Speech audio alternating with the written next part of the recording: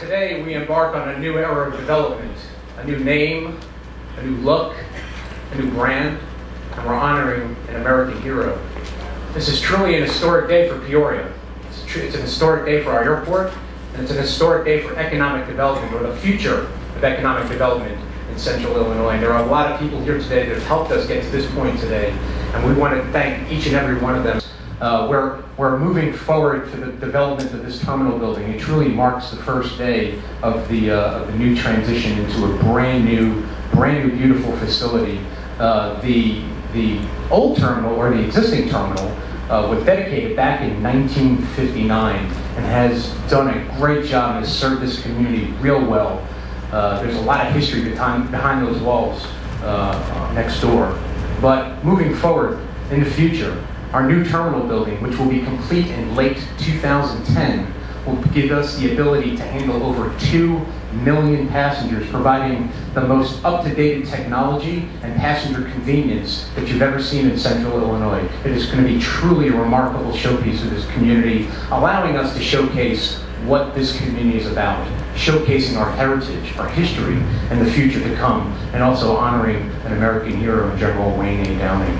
We're truly excited about this project, and despite what's happening in the economy today, despite it, it's important for us to move forward with projects like these, to infuse the economy, to be ready and prepared for the opportunities that are come in years later down the road. So it's important for us to move forward, to make sure that we preserve economic development in this community, to make your jobs and your business easier, both from a business perspective and from a leisure perspective. We're very excited to move forward. Some of the initiatives we're looking at over the next year or two is, of course, strengthening our ability to handle more passengers and bring on more nonstop destinations, hopefully at lower fares, and also to possibly bring in international charters to allow our leisure passengers and maybe our business passengers during the off-peak seasons to enjoy nonstop international service. That is a true reality for this region. We have the ability to do it. It's a matter of going after the business and making it right for us to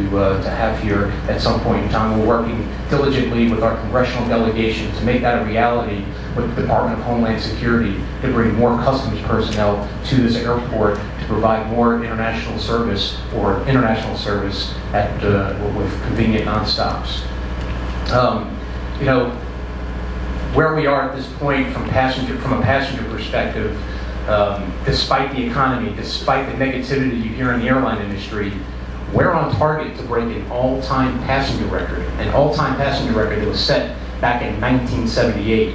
We should break it this year, and it's all because of everybody in this room today.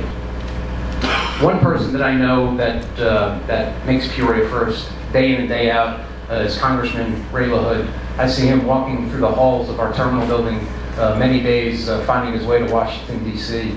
And if there's anybody who can truly appreciate our initiatives and our improvements, it will be him. You know, there are many people in this community and many people in Washington that say Ray LaHood will be missed when he retires. And I just have to say, you will be missed, Congressman.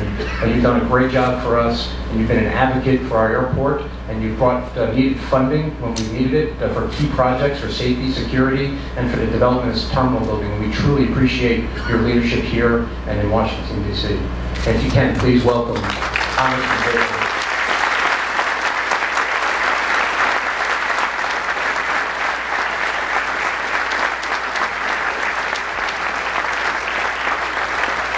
Thank you all very much.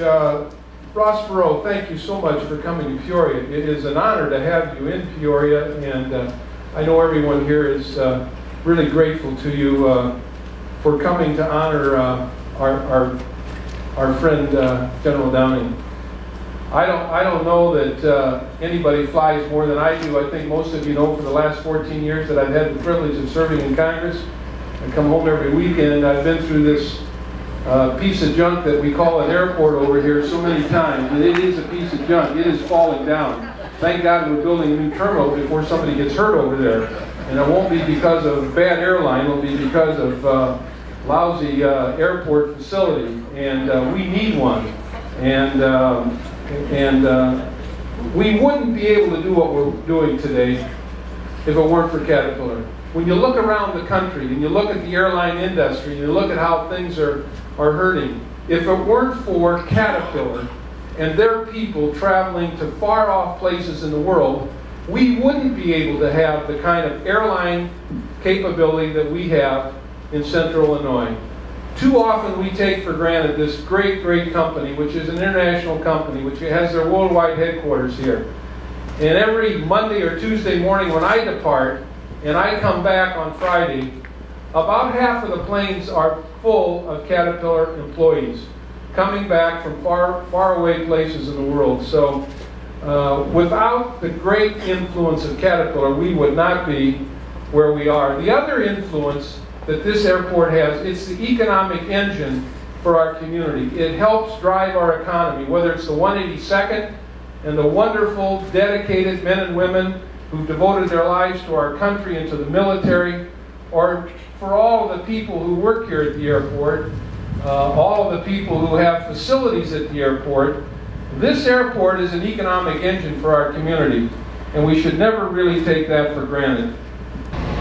Now, my duty today is to introduce our special guest, Mr. Ross Perot. Should probably be General Perot, or Admiral Perot, I guess you went to the other academy. And in doing this, reading his resume, I saw there were several similarities to Ross and me. We're both not real tall. We're both men, both Eagle Scouts. I believe you worked for IBM, is that true? I worked for IBM. We went to work at a very early age. I was a teenager doing all kinds of things, trying to make a buck. We both have a home in Vail, Colorado, the opposite ends of a street called Beaver Dam Road. Now, frankly, while I admire Ross Perot, we were a little nervous that he might become president, and we'd play hell getting into our home. So I had mixed feelings when you lost. But Ross is an incredible guy. If you've read anything in his bio, and I'm not going to repeat it because I know we want to get on to hear it. He really has lived the American dream. He came from very humble beginnings. He worked hard. He had no money. Worked for IBM. I'm sure he made a lot of money there. But then started a business that's incredibly successful. He's traveled all over the world. Was a candidate for president of the United States, which is a big deal. But I think what's most important, why he's here today, is because throughout his adult career, adult life, he has been a true friend and supporter of the men and women of our armed forces. And in thousands of ways, we know of some, also a very good friend of people in the armed forces, and as a result, a very dear friend and supporter of General Wayne A. Downing, who we honor today. So I'd like to introduce our honored guest, Mr. Ross Perot.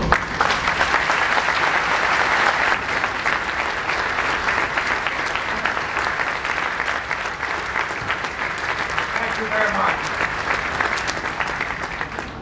General Wayne Downing's life can be defined by these words: patriot, guardian of our freedom, hero, fearless, modest, humble, and a man of absolute integrity. A great leader who always builds people up, never puts them down. He's kind, gentle, but tougher than steel. He's always helping others. He always puts others first and himself last. He treats everybody as an equal. He is a great listener and always open to other people's ideas. And he has been a wonderful husband and father. I can tell you that he was admired and respected by all those who served with him in the military, and particularly those who fought with him in combat. Ready? 1, 2,